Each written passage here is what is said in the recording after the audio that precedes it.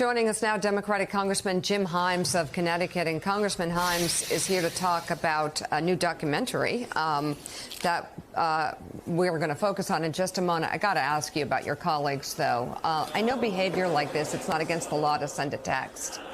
But should there be some sort of consequences for trying? I mean, there are for those who participated in the insurrection, but some of your colleagues still serving now, and the former president, they were pushing it. Yeah, that's absolutely right, Mika, and thanks for having me on. Coincidentally, I was at the opening last night of the documentary about Nancy Pelosi called Pelosi in the House, and they ran about 10, 15 minutes of footage of what happened on January 6th. And even though it was 2 years ago, I got to tell you, for people like me who were in the chamber that day, it was traumatic to relive that. It was violent. It led to fatalities. It was an embarrassment on the international stage. And here's the thing. There are a dozen or so members of this House of Representatives who, though they take an oath to the Constitution every time they assume their office, they don't believe one whit in that Constitution, right? They are idolaters. They care about Donald Trump. They care about firearms. They're obsessed with violence. And look, it's not 50 members of the Republican Party. It's probably more like a dozen. You know who they are. In fact, you didn't even mention that Paul Gosar put up a tweet, a representative from Arizona, put up a tweet agreeing with President Trump when President Trump said, suspend the Constitution to reinstate me. So what's interesting about this, Mika, is the constituents of those people need to reflect on whether they really want people representing them who would bring back a monarchy, who are idolaters to Donald Trump. But what's going to be particularly interesting in the first week of January, that's precisely the group of people that is going to create anarchy and chaos, not for my side of the aisle, but for the Republicans, because it's precisely that group who is going to work very, very hard to prevent Kevin McCarthy from becoming Speaker of the House. So then what are the possibilities if Kevin McCarthy does not become Speaker of the House? Because a lot of these people, I mean, we look at Marjorie Taylor Greene, who is someone we try not to give a lot of oxygen to on this show, but she's growing in power in Congress. Yeah, no, that's right. And, it's funny, your question if those folks lived in a rational world, who's your alternative? That's the smart question. But that's not the world that these folks live in. And again, we're talking about a dozen members on the Republican side who are, not at all interested in our Constitution, our liberties, our freedom. They are interested in promoting the interests of Donald Trump and, quite frankly, promoting their own interests on television. And they don't have to answer the question, well, what's your plan? Because at the core of that way of thinking is chaos and anarchy for chaos and anarchy's own sake. And so they don't have a plan. They just want, and look, you heard Marjorie Taylor Greene celebrate January 6th in the line you quoted there. We would have succeeded and we would have been armed. They celebrate what happened because it was precisely the chaos and the anarchy that is fuel to their fire. So, Congressman, you are chairman of the Select Committee on Economic Disparity and Fairness in Growth. And in that capacity, you have been working on, and I mean executive producing, a documentary film that will premiere tonight. It is entitled Grit and Grace, The Fight for the American Dream, which tells the stories of three different people, all from different backgrounds, but united in their goal of achieving success in America. Here's a preview. In June of 2021, Democrats and Republicans in Congress came together to study and propose solutions to our growing economic divide. In the wealthiest country in the world, most people are struggling economically. People are trying to move up, and often we see things get in the way of that. Here are three stories that capture the ambition, hunger, passion, and love that define resilience. The cooks, whose time is consumed by caregiving. I met the boys.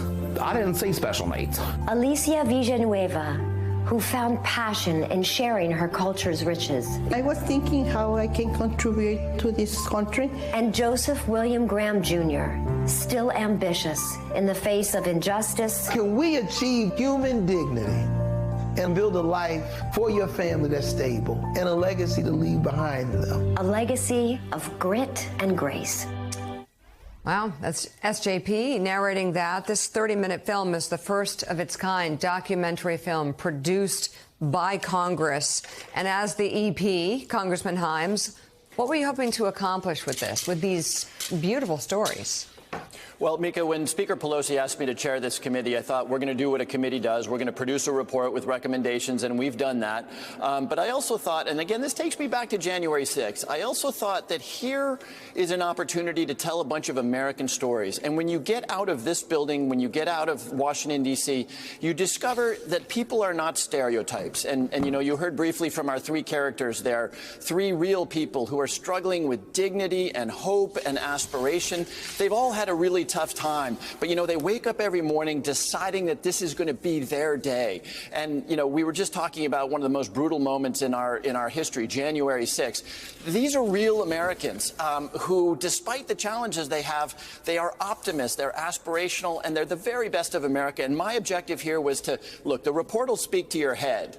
This documentary speaks to your heart. And if you watch this 30 minutes and you don't feel like we need to do more to make sure that every American has a shot at the American dream, you know, I don't know that I can help you. To your credit, Congressman, and to your team, this is one of the few things in American culture right now that just seems to have been stripped of politics. It's just talking about the economy and people from different parts of the country and different parties in their pursuit of the American dream. And this really is at the heart of everything. We talk about so much every morning on this show that is important, obviously, but most people wake up in the morning and they just say, how am I doing? How can I do better? So from your vantage point, from the building where you're standing right now, how can you as elected leaders help some of the people in your film do better? Well, you know, there's a policy discussion to be had, and if you read the report, it won't surprise you to know that we need to invest an awful lot more in the youngest Americans. You know, Germany, the United Kingdom, Japan, Korea, all the countries that we compete with are investing a lot more in their children, education, all of that kind of, you know, care than we are. And guess what? When they grow up and they're in global competition, there will be a cost to pay for that fact. So that's point one. Point two, and this gets me back to the documentary, we need to fix something in this country. We were talking about in the context of January 6th. We need to fix something in this country that I think Donald Trump broke. You know, Donald Trump realized that there's huge political power in making us hate each other, to think about each other as stereotypes. That guy's a MAGA guy. That guy's a socialist Democrat. The more we think in those terms, the less we're going to feel the empathy that we need to feel if we're going to really understand that we're all in the same boat, that we've got obligations to each other, and that we need to do an awful lot better in a country that has hundreds of thousands of deaths of despair and that is leaving too many people behind. If we don't get that empathy, we're not going to succeed on the policy front. Congressman, welcome to the world of television production and finding stories. If ever you need a new job and you decide for a change of career, just give us all a call. It's exactly the kind of thing that we do every day. It's interesting that, you know, we saw January the 6th, which was also a very well-produced report, effectively, investigation from the January the 6th committee. You are now doing this. Is there a sense in Congress that you need to do something else to break through to people, and specifically to break through to people in a way that is more human and less partisan? And perhaps the old way of producing reports that no one ever reads is, you know, needs to be confined to history, and this is the way to actually reach people.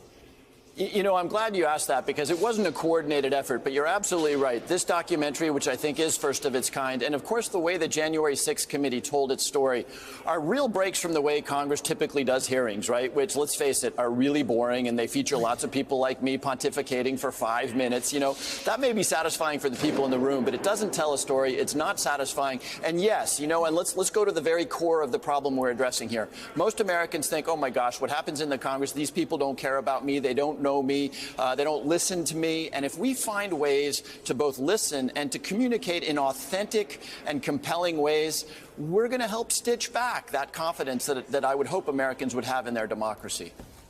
You can watch that new documentary streaming tonight on the YouTube page for the House Select Committee on Economic Disparity and Fairness in Growth. Congressman Jim Himes of Connecticut, thanks for your time this morning. We appreciate it.